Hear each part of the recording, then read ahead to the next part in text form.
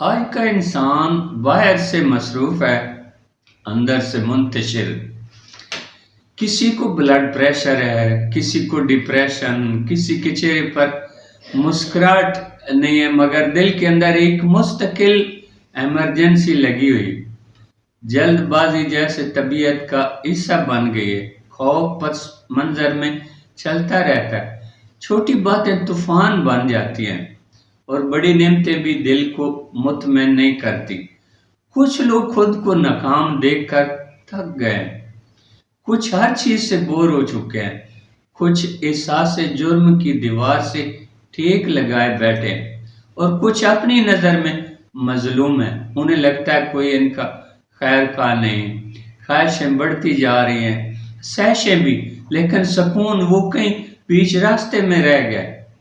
انسان راحت چاہتا ہے مگر بے راحت ہے، خوشی ڈھونڈتا ہے مگر ناخوش ہے۔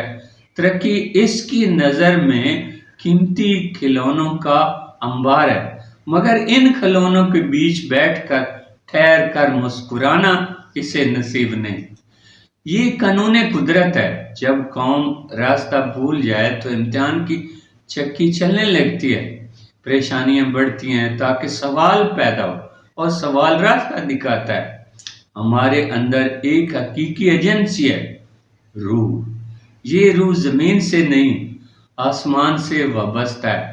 جب اس رشتے میں کمزوری آتی ہے تو حزن و ملال بڑھنے لگتا ہے، بے یقینی سایہ ڈال دیتی ہے، مگر جب بندہ اپنے رب سے جڑ جائے تو حالات ویسے ہی رہتے ہیں، دل بدل جاتا ہے۔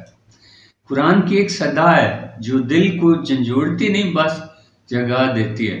قرآن مجید میں ارشاد ہے، وہ لوگ سب سے زیادہ خسارے میں جس کی ساری کوشش دنیا کی زندگی میں گم ہو گئی، وہ سمجھتے رہے کہ ہم اچھا کام کر رہے ہیں۔ کتنی گہری بات ہے۔ دوڑ بھی اور منزل بھی نہ ہو، ہماری روحانی بیماریوں کا علاج شور میں نہیں، خاموشی میں ہے۔ مراقبہ یعنی خود کو سمیٹ لینا پہلی سیڑھی ہے، یکسوئی توجہ کا ارتکاز۔